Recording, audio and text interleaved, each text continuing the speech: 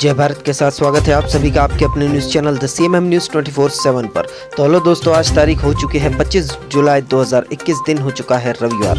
तो जानेंगे आज की चुनिंदा नो नेगेटिव कुछ जेन्युइन खबरें। तो महाराष्ट्र पानी से हो चुका है बेहाल। महाराष्ट्र में हर जगह पानी पानी और पानी से हो चुके हैं तबाही।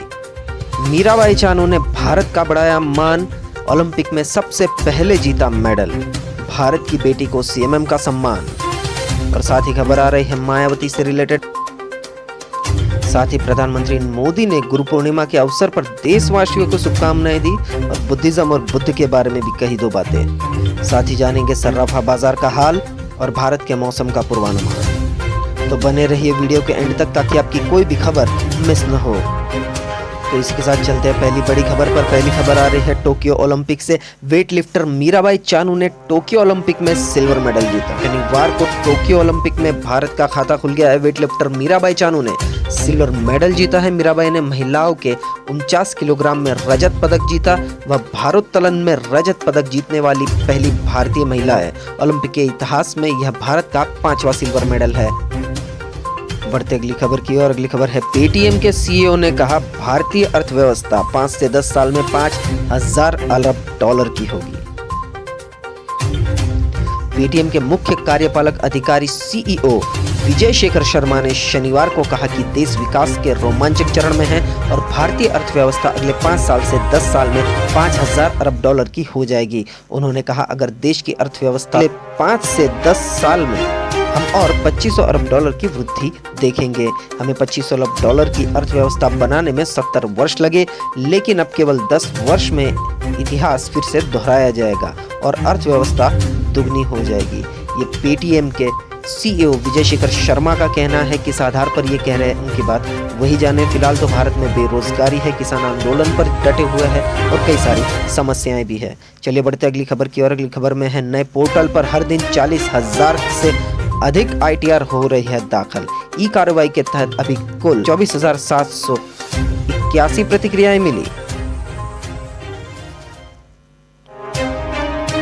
केंद्रीय प्रत्यक्ष कर बोर्ड यानी CBDT ने कहा नए आयकर पोर्टल पर ई कार्रवाई के तहत अभी कुल 24,781 प्रतिक्रियाएं मिली है और रोजाना 40,000 से अधिक ITR दाखिल हो रही है। CBDT ने साथ ही कहा कि वह नई साइट पर आ रही तकनीकी गड़बड़ियों को ठीक करने के लिए युद्ध स्तर कोशिश कर रहा है। चार्टर्ड अकाउंटेंट का कहना है कि वे पोर्टल के लॉन्च के 1 महीने बाद भी परेशानियों का अनुभव कर रहे हैं। बढ़ते अगली खबर की ओर। अगली खबर है महाराष्ट्र से। पश्चिम महाराष्ट्र में 9,000 लोगों को सुरक्षित स्थानों पर पहुंचाया गया। भूस्खलन में अब भी दर्जनों लापता। पिछले 4 दिनों से हो रही मूसलाधार बारिश के कारण बाढ़ग्रस्त पश्चिम महाराष्ट्र के 3 जिलों से 9,000 लोगों को सुरक्षित स्थानों पर पहुंचाया गया है। दूसरी ओर गुरुवार को कई स्थानों पर हुए भूस्खलन की घटनाओं में अभी भी दर्जनों लोग लापता है। राहत व बचाव में लगी NDRF की और नौसेना की टीमें उन्हें तलाश करने का काम कर रही है। भारी बारिश के कारण पश्चिम महाराष्ट्र के कोल्हापुर, सांगली व सातारा जिलों को बुरी तरह प्रभावित किया है। सातारा जिले में स्थित हिल स्टेशन महाबलेश्वर में पिछले 4 दिनों में 1,859 मिलीमीटर बारिश रिकॉर्ड की गई है। पश्चिम महाराष्ट्र व उससे सटे कोंकण के क्षेत्र अन्य हिस्सों में भी बारिश हुई है, जिसके कारण इस क्षेत्र की 2 प्रमुख नदियां कृष्णा व कोयना उफान पर है। इन नदियों को जलस्तर बढ़ने से कोल्हापुर, सांगली व सातारा में बाढ़ की स्थिति बनी हुई है। इन जिलों के सैकड़ों गांव जलमग्न हैं। देखते अगली न्यूज अपडेट। कर्णम मल्लेश्वरी ने मीराबाई चानू के सिल्वर जीतने पर दिया बयान। ओलंपिक में वेट लिफ्टिंग में दिलाया था पहला पदक। टोक्यो ओलंपिक में वेट लिफ्टर मीराबाई चानू ने सिल्वर मेडल जीतकर इतिहास दर्ज कर दिया है। उन्होंने पदक जीतकर भारोत्तोलन स्पर्धा में 21 सालों का सूखा खत्म किया। इससे पहले सिडनी ओलंपिक 2000 में कर्णम मल्लेश्वरी ने भारोत्तोलन में भारत को कांस्य दिलाया था। चानू के रजत पदक जीतने पर उनका बयान सामने आया है। मणिपुर के रहने वाली 26 साल की वेट लिफ्टर चानू की उन्होंने काफी तारीफ की। कर्णम मल्लेश्वरी ने कहा कि रियो डी जेनेरियो में मीराबाई चानू का दिन बहुत खराब रहा था, लेकिन उन्होंने उम्मीद नहीं छोड़ी, अपनी प्रगति को बाधित नहीं होने दिया। उसने कड़ी मेहनत की, अपनी तकनीक में सुधार किया और आज भारत के लिए रजत पदक भी जीता है।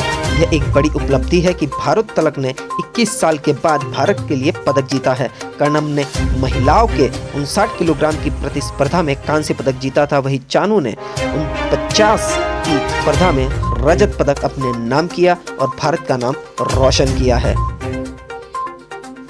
भारत की बेटी मीराबाई चानू को सीएमएम तहे दिल से सलाम करता है। चलिए बढ़ते अगली अपडेट पर। अगली खबर आ रही है अफगानिस्तान से। अफगानिस्तान में अलकायदा और दाइश जैसे आतंकी संगठनों का भी खतरा, संयुक्त राष्ट्र ने किया आगाह। संयुक्त राष्ट्र ने अपनी रिपोर्ट में चेतावनी दी है कि अफगानिस्तान के में कई इलाकों में अलकायदा और दाइश जैसे आतंकी संगठनों का खतरा बढ़ने लगा है। समाचार एजेंसी IANS के मुताबिक इस रिपोर्ट में कहा गया है कि शांति प्रक्रिया को लेकर अनिश्चितता के चलते मुल्क में सुरक्षा की स्थिति नाजुक बनी हुई है। दाइश की खुरासान शाखा ISIL के आतंकियों ने नूरिस्तान समेत अफगानिस्तान के अन्य प्रांतों में जड़ें जमाने की शुरुआत कर दी है। बढ़ते अगली खबर की ओर। अगली खबर आ रही है बंगाल से। बंगाल में टीएमसी व कांग्रेस में गठबंधन की संभावना बढ़ी, सोनिया गांधी को आमंत्रित करेगी ममता बनर्जी। जी हाँ दोस्तों, 21 जुलाई को तृणमूल कांग्रेस के शहीद दिवस पर पार्टी सुप्रीमो ममता बनर्जी के संदेश के बाद बंगाल में एक तरफ जहां टीएमसी व कांग्रेस में गठबंधन की संभावनाएं प्रबल हुई है, वहीं दूसरी तरफ सूबे में मौजूदा वाम मोर्चा तथा कांग्रेस के रिश्ते में दरार पड़ने की आशंका है। बताते चले कि वर्चुअल रैली में ममता बनर्जी ने आगामी लोकसभा चुनाव में भाजपा को हराने के मकसद से कांग्रेस के साथ वृहद गठबंधन का आह्वान किया था। उन्होंने यह भी कहा था कि अगर कोविड नियंत्रण में रहता है तो वह कांग्रेस अध्यक्षा सोनिया गांधी को सर्दियों में कोलकाता में होने वाली आम सभा में आमंत्रित करेगी। बढ़ते अगली खबर की ओर। अगली खबर में है 4 दिवसीय दौरे पर कल श्रीनगर पहुंचेंगे राष्ट्रपति रामनाथ कोविंद। राष्ट्रपति रामनाथ कोविंद का दौरा रविवार दोपहर बाद शुरू होगा। सूत्रों के अनुसार राष्ट्रपति सबसे पहले रविवार को श्रीनगर में आ रहे हैं। उनका स्वागत करने के लिए उपराज्यपाल मनोज सिन्हा मौजूद रहेंगे। सूत्रों का कहना है कि रविवार को उनका कोई भी आधिकारिक कार्यक्रम नहीं है, वह राज्य भवन में ही रहेंगे। सोमवार को कारगिल विजय दिवस के 22 वर्ष पूरे होने पर द्रास व मेमोरियल में शहीदों को श्रद्धांजलि देंगे। उनके साथ chief of defence staff general Bipin Rawat भी मौजूद होंगे। सूत्रों का कहना है कि वह द्रास वार मेमोरियल में श्रद्धांजलि देने के बाद वापस श्रीनगर लौट आएंगे। देखते अगले समाचार। अगले समाचार है अमेरिका से। 27 जुलाई को भारत दौरे पर आएंगे अमेरिकी विदेश मंत्री एंटोनी ब्लिंकन। अमेरिका के विदेश मंत्री एंटोनी ब्लिंकन मंगलवार 27 जुलाई को भारत दौरे पर आ रहे हैं। वह 2 दिनों तक 27 और 28 जुलाई को भारत की यात्रा पर रहेंगे। इस दौरान ब्लिंकन पीएम नरेंद्र मोदी से मुलाकात करेंगे। अमेरिकी विदेश मंत्री अपने भारतीय समकक्ष विदेश मंत्री एस जयशंकर से भी मुलाकात करेंगे। अमेरिकी राष्ट्रपति जो बाइडेन के चुनाव के बाद और ब्लिंकन के अमेरिकी विदेश मंत्री का पदभार संभालने के बाद उनकी यह पहली भारत यात्रा होगी। अमेरिकी विदेश मंत्री एंटोनी ब्लिंकन भारत दौरे में सुरक्षा, रक्षा, साइबर और आतंकवाद विरोधी सहयोग के विस्तार के एजेंडे समेत कई अहम मुद्दों पर चर्चा करेंगे। चलिए बढ़ते अगली खबर की ओर। अगली खबर में है टोक्यो ओलंपिक में निशानेबाज यांग कियांग ने पहला गोल्ड मेडल जीता। जी हाँ दोस्तों, टोक्यो ओलंपिक में पहला गोल्ड मेडल जीता जा चुका है।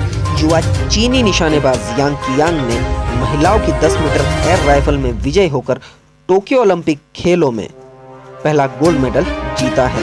रूस की अनास्तासिया गेलाशिना ने रजत और स्विट्जरलैंड की नीना क्रिस्टिन ने कांस्य पदक जीता। भारत की शीर्ष निशानेबाजों में अपूर्वी चंदेला और इलावेनिल वलारिवन इस इवेंट के फाइनल में भी जगह नहीं बना सकी। देखते अगली खबर। अगली खबर है राजस्थान से। राजस्थान में 2 अगस्त से नहीं खुलेंगे स्कूल। राजस्थान के मुख्यमंत्री अशोक गहलोत के नए आदेशों के अनुसार राज्य में स्कूलों को फिर से खोलने का निर्णय वापस ले लिया गया है। 2 अगस्त 2021 से राजस्थान के सभी स्कूलों को फिर से खोलने के निर्णय को रद्द करते हुए मुख्यमंत्री ने कहा, इस संबंध में जल्द ही फैसला किया जाएगा। इसके लिए मुख्यमंत्री ने एक समिति का गठन किया है जिसमें राज्य के 5 मंत्री शामिल है।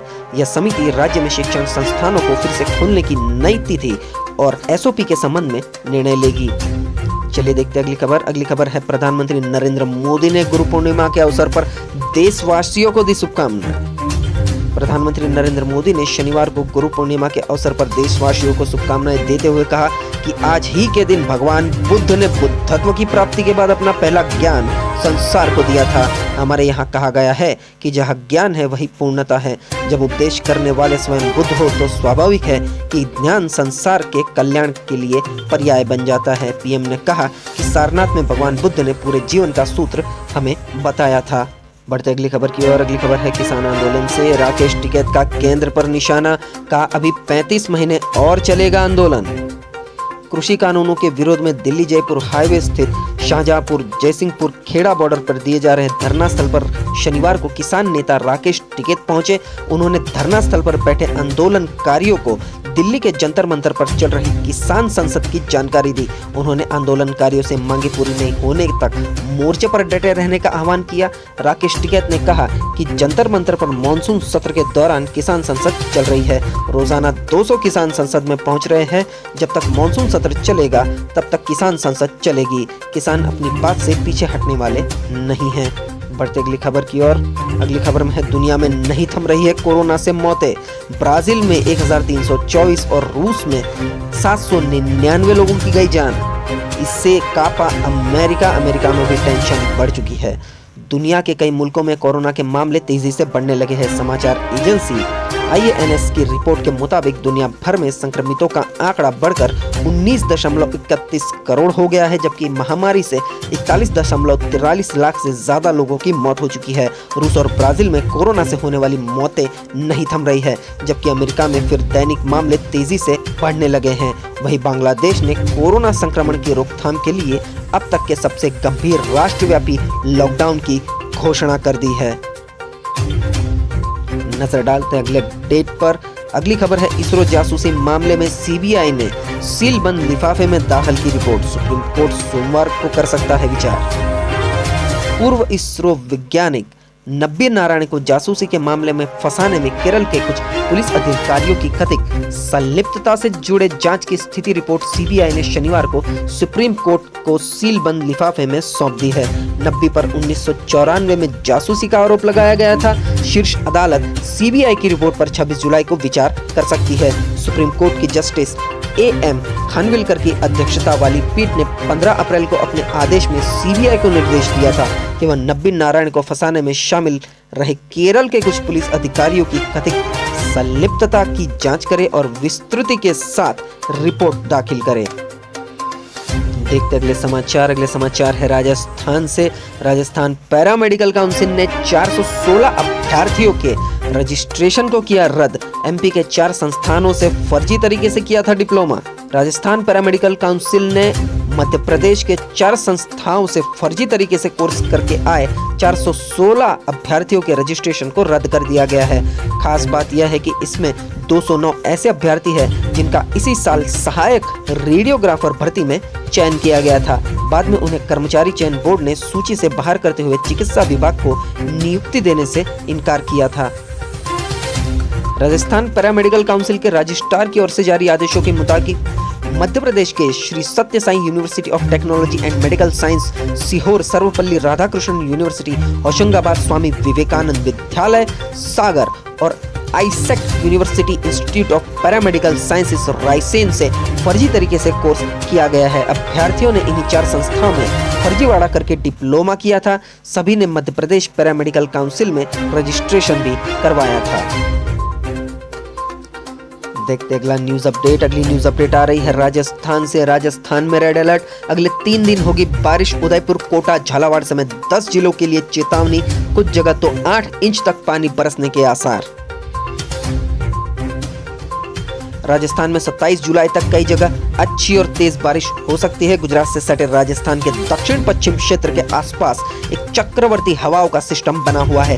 इसके कारण उदयपुर संभाग के 1-2 स्थानों पर भारी बारिश हो सकती है। इसके अलावा मानसून की ट्रफ रेखा राजस्थान के पूर्वी हिस्से अलवर, करौली होते हुए बंगाल की खाड़ी की ओर जा रही है। बंगाल की खाड़ी में बने लो प्रेशर सिस्टम के कारण राज्य के पूर्वी और दक्षिणी पूर्वी क्षेत्र के भरतपुर, कोटा संभाग में आजकल अच्छी बारिश के आसार है।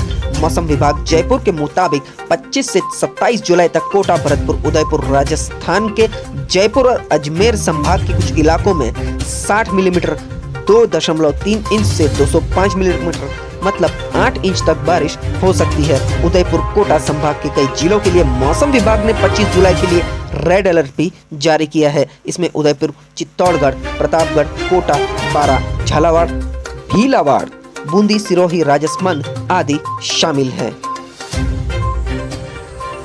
चलिए बढ़ते अगली खबर की ओर। अगली खबर है सियासत से। ब्राह्मण सम्मेलन करते ही ट्रोल होने लगी मायावती। यूजर्स बोले बसपा सुप्रीमो अपना मिशन भूल गई है। अब BSP का मतलब बहुजन नहीं ब्राह्मण समाज पार्टी हो गया है। अयोध्या में बहुजन समाज पार्टी के ब्राह्मण सम्मेलन कराते ही सोशल मीडिया पर मायावती ट्रोल होने लगी है। शनिवार सुबह से ही ट्विटर पर बीएसपी मिशन भूल गई ट्रेंड कर रहा है। यूजर्स ने कहा कि मायावती अब अपना मिशन भूल गई है। बीएसपी का मतलब बहुजन नहीं बल्कि ब्राह्मण समाज पार्टी हो गया है। हालांकि बीएसपी नेताओं ने इससे साजिश बताया है। पार्टी से जुड़े कुछ नेताओं का कहना है कि बीएसपी फिर से सत्ता में वापसी कर रही है। ब्राह्मण दलित मिलकर बीएसपी को बहुमत दिलाएंगे। यही कारण है कि कुछ लोग सोशल मीडिया पर जानबूझकर साजिश कर रहे हैं। देखते अगली न्यूज में है, फर्जी जाति प्रमाण पत्र पर नौकरी करने वाले हटाए जाएंगे। सरकार ने विभागों से कहा दोषी कर्मचारी अधिकारियों को तत्काल हटाए। कार्रवाई से पहले हाईकोर्ट में केविएट लगाना न भूलें। जहां दोस्तों फर्जी जाति प्रमाण पत्र के आधार पर सरकारी नौकरी कर रहे लोगों पर कार्रवाई की जाएगी। सामान्यतः प्रशासन विभाग ने सभी महकमों में अनुसूचित जाति, अनुसूचित जनजाति और अन्य पिछड़ा वर्ग के फर्जी जाति प्रमाण पत्र पर नौकरी कर रहे कर्मचारी अधिकारियों की सेवाएं समाप्त करने के निर्देश दिए हैं। बताया जा रहा है कि प्रदेश में 250 से अधिक ऐसे मामले हैं। इन लोगों को हटाने से पहले उच्च न्यायालय कैविएट दायर करने को भी कहा गया है। कैविएट का मतलब यह है कि यदि कोई विभाग के इस फैसले के खिलाफ कोर्ट जाता है तो उस पर कोर्ट डायरेक्ट फैसला नहीं देगा। उससे पहले उसे कैविएट दाखिल करने वाले की भी बात सुननी होगी। इससे पहले आईपीएस जीपीसी के मामले में कैविएट दाखिल की गई थी। तो यह खबर थी मध्य प्रदेश के रायपुर से, जहां फर्जी जाति प्रमाण पत्र पर नौकरी करने वाले अब हटाए जाएंगे। बढ़ते अगली खबर की और अगली खबर है महाराष्ट्र से। महाराष्ट्र में बाढ़ से जुड़े हादसों में 136 मौतें। कर्नाटक के 7 जिलों में रेड अलर्ट। गोवा के कई शहर पानी में डूबे। महाराष्ट्र में शनिवार को भी बारिश का कहर जारी है। गुरुवार शाम से लेकर अब तक बारिश से जुड़ी अलग अलग घटनाओं में 136 लोगों की मौत हो चुकी है। बुरी तरह प्रभावित ठाणे, रायगढ़, रत्नागिरी, सातारा, सांगली और कोल्हापुर जिलों से 8000 से ज्यादा लोगों को एनडीआरएफ, नेवी और आर्मी ने रेस्क्यू किया है। 200 से ज्यादा गांव का प्रमुख इलाकों से संपर्क टूट गया है। गोवा से सटे महाराष्ट्र के इलाकों में अगले 2 दिन बारिश का रेड अलर्ट है। यहाँ 6 जिलों में एनडीआरएफ की 18 टीमों को तैनात किया गया है। 8 टीमें अलर्ट पर है। 2 टीमें रायगढ़ में शुक्रवार को हुई लैंडस्लाइड वाली जगह पर रेस्क्यू टीम में जुटी है। इसके अलावा रायगढ़ में नेवी और कोल्हापुर, रत्नागिरी में आर्मी की मदद से रेस्क्यू ऑपरेशन चलाया जा रहा है। चलिए देखते हैं अगली खबर आई है गुजरात से। गुजरात में जोरदार बारिश। अहमदाबाद सहित राज्य के कई शहरों में जोरदार बारिश का दौर जारी। कुछ ही घंटों में गोंडल में 5 तो राजकोट में 2 इंच बरसात। कुछ समय के लिए ब्रेक लेने के बाद मानसून ने पूरे गुजरात में जोरदार बारिश की झड़ी लगा दी है। अहमदाबाद सहित राज्य के कई शहरों में जोरदार बारिश का दौर जारी है। वहीं शनिवार को दोपहर 12 बजे से 4 बजे तक गोंडल में 5 तो राजकोट में 2 इंच बारिश हो गई है, जिससे दोनों शहर पानी पानी हो गए हैं। चलिए बढ़ते अगली खबर की और अगली खबर है बाढ़ के बाद चीन पर साइक्लोन का खतरा। चीन के पूर्वी प्रांत जेजियांग में रविवार को इन्फा तूफान आने वाला है। इसके चलते यहां भारी बारिश की आशंका है। तूफान से आने के पहले चीन ने जेजियांग में लेवल 1 इमरजेंसी रिस्पांस लागू कर दिया है। ट्रेनों की आवाजाही भी बंद कर दी है और पोर्ट खाली करा दिए गए हैं। चीन का हेनान प्रांत पहले से ही भारी बारिश के चलते बाढ़ में डूबा हुआ है। यहाँ 1000 साल की सबसे खतरनाक बारिश हुई है। इसमें अब तक 33 लोगों की जान गई है और 8 लोग लापता है। बाढ़ के चलते 1,60,000 लोगों को विस्थापित किया गया है। इसके लिए तूफान से बचने के लिए चीन पूरी तैयारी कर रहा है। बढ़ते अगली खबर की और अगली खबर आई है गुजरात से। गुजरात में कोरोना वायरस के कप्पा वेरिएंट के 6 मामले सामने आए। गुजरात में पहली बार कोरोना वायरस के कप्पा वेरिएंट के 6 मामले सामने आए हैं। शनिवार को राज्य के स्वास्थ्य विभाग ने इस बारे में जानकारी देते हुए बताया कि कोविड-19 से संक्रमित कुछ रोगियों के नमूनों की जीनोम सीक्वेंसिंग की जांच की गई, जिसके बाद पता चला कि नए वेरिएंट से संक्रमित है। वहीं सूबे में कोरोना वायरस से संक्रमित 39 नए मामले सामने आए हैं, लेकिन किसी मरीज की मौत नहीं हुई। एक अधिकारी ने बताया कि नए मामलों में 10 मामले केवल अहमदाबाद से है। गुजरात के पड़ोसी दादरा एवं नगर हवेली दमन दीव में 7 नए मामले सामने आए हैं। इसी के साथ जानते हैं सर्राफा बाजार का हाल। क्या रहा सोने चांदी का भाव? सोना खरीदने के ये बेहतर मौका है। सोने के भाव में लगातार गिरावट जारी है। सोना 47,526 रुपए प्रति 10 ग्राम पर पहुंच गया है। वही बात करें चांदी की तो चांदी बाजार में भी शनिवार को गिरावट देखने मिली। चांदी का वायदा 67,050 रुपये प्रति किलोग्राम हो गया है। अब देखते हैं भारत के मौसम का पूर्वानुमान कैसा रहेगा अगले 24 घंटे में। भारत का मौसम अगले 24 घंटों के दौरान मध्य प्रदेश और कोंकण गोवा में कुछ भारी बारिश से बहुत भारी बारिश के साथ हल्की से मध्यम बारिश हो सकती है। वंगीय पश्चिम बंगाल, ओडिशा के कुछ हिस्सों, झारखंड, दक्षिणी पूर्व राजस्थान और गुजरात में हल्की से मध्यम बारिश के साथ एक दो स्थानों पर भारी बारिश हो सकती है। पूर्वोत्तर भारत, उप हिमालयी पश्चिम बंगाल, सिक्किम, तटीय कर्नाटक, केरल, विदर्भ, झारखंड के कुछ हिस्सों, उत्तर प्रदेश, उत्तराखंड और छत्तीसगढ़ में हल्की से मध्यम बारिश हो सकती है। पश्चिमी राजस्थान, मध्य महाराष्ट्र, मराठवाड़ा, आंतरिक कर्नाटक, तमिलनाडु, अंडमान और निकोबार द्वीप समूह, लक्षद्वीप, तेलंगाना और तटीय आंध्र प्रदेश में छिटपुट हल्की बारिश हो सकती है। तो इसी के साथ सीएमएम पर आज के ब्रेकिंग न्यूज और टुडे नो नेगेटिव न्यूज समाप्त होते हैं। देश और दुनिया की जानकारी के लिए बने रहिए, सब्सक्राइब कीजिए सीएमएम न्यूज 24/7 को और बेल आइकन को भी प्रेस कर लीजिए ताकि हर रोज की बड़ी खबरें सबसे पहले आपके मोबाइल पर मिल जाए। तो मिलते हैं कल नए न्यूज अपडेट के साथ। आपका दिन खुशनुमा रहे। Thank you, take care, goodbye, जय भारत।